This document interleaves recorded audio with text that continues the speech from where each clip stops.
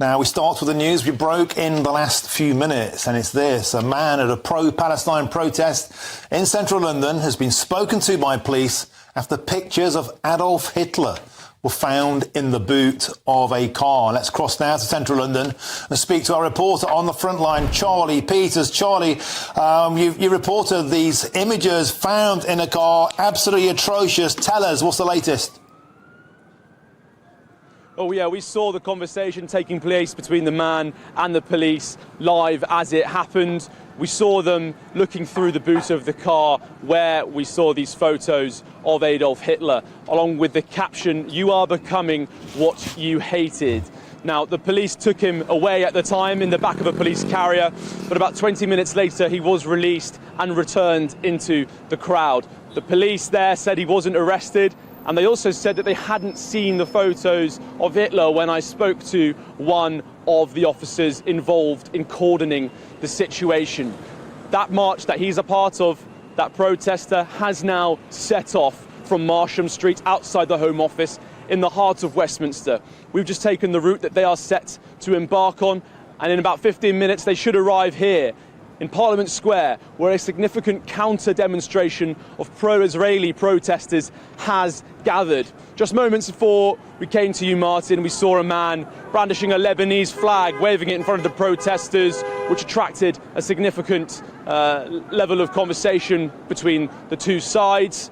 Before they set off those marches back in Marsham Street, a speaker at the head of the march said, "Do not be baited by the pro-Israel demonstration." He said that the march that he was on, the Al-Quds Day marching demonstration, was a gathering of Jews, Christians and Muslims. He said it was what represented London, and that they were marching to campaign against a genocide where he said some 30,000 people had been killed. We're expecting those marchers to reach Whitehall just behind me and deliver speeches outside of Downing Street in the coming hours.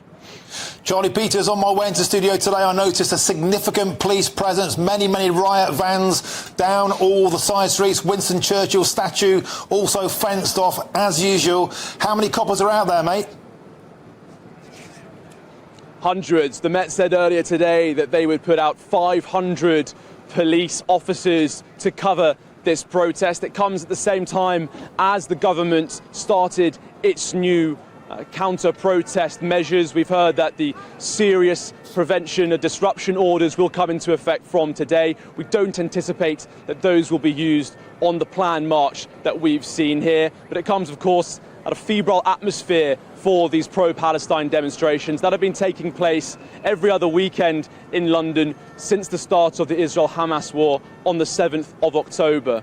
Those marches, as part of the Quds Day demonstration, have been urged to be restrained today by those organising. Leaflets have been handing out advising them on how to engage with this day.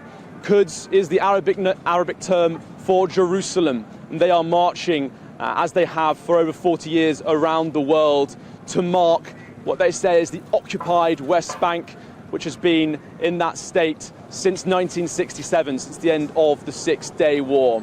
So those protests likely to clash with those gathered behind me here in Parliament Square in the next hour as they begin that march into the heart of Westminster.